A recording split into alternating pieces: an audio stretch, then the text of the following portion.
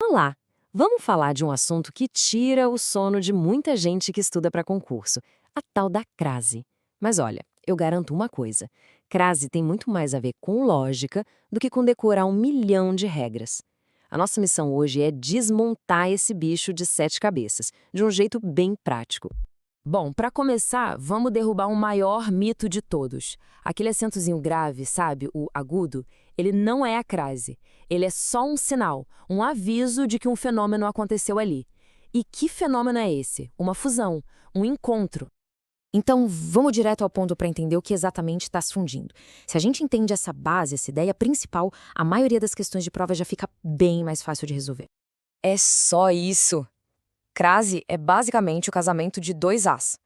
Um A que é preposição, que vem de uma palavra anterior que pede por ele, e um outro A que é artigo feminino, que acompanha uma palavra feminina.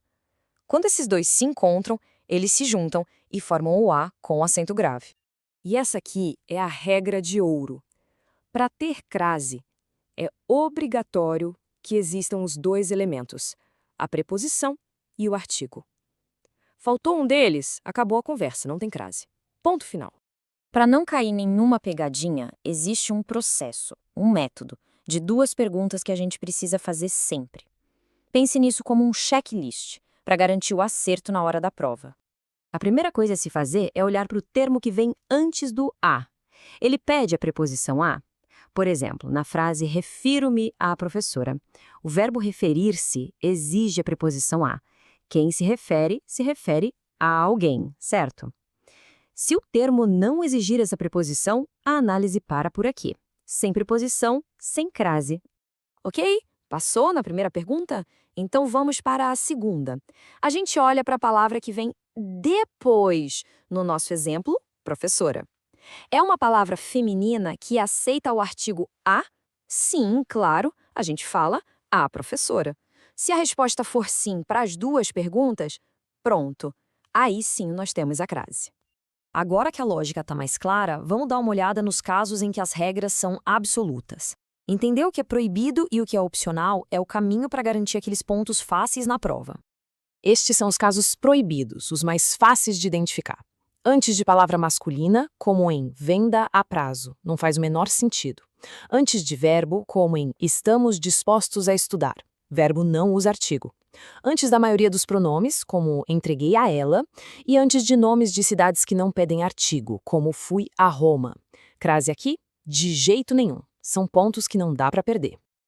Agora, atenção aqui. Os casos facultativos, as bancas adoram. Por quê? Porque eles criam a dúvida. Por exemplo, antes de nomes próprios de mulher, como Maria, o uso do artigo é opcional. Então, tanto faz dizer refiro-me a Maria quanto refiro-me a Maria. As 2 formas estão corretas. Fique de olho nisso.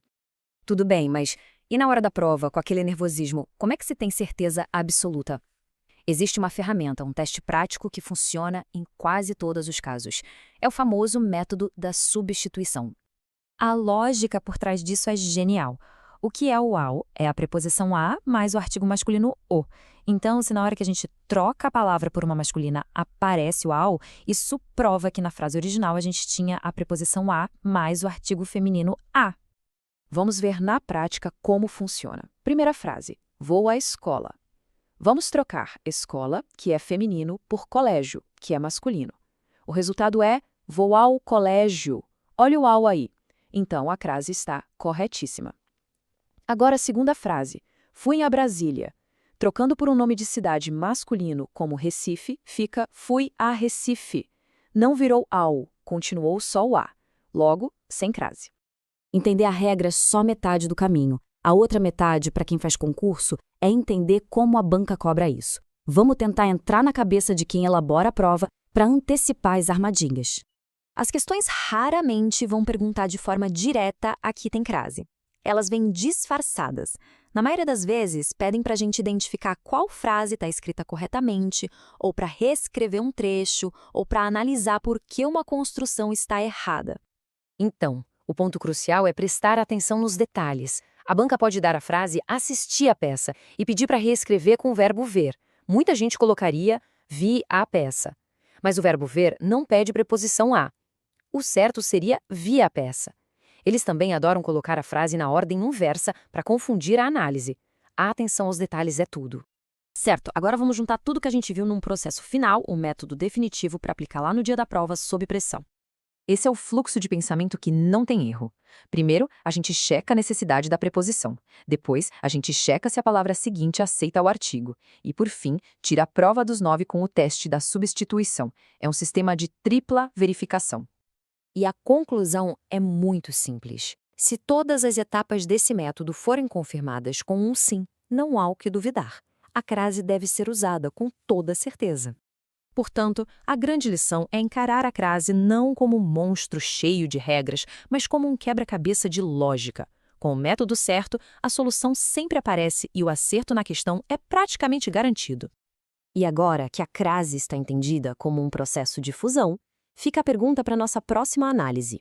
Se a crase conecta palavras, qual é a estrutura fundamental, o motor que organiza todos os elementos dentro de uma oração? Isso nos leva direto ao coração da sintaxe. A gente se vê lá.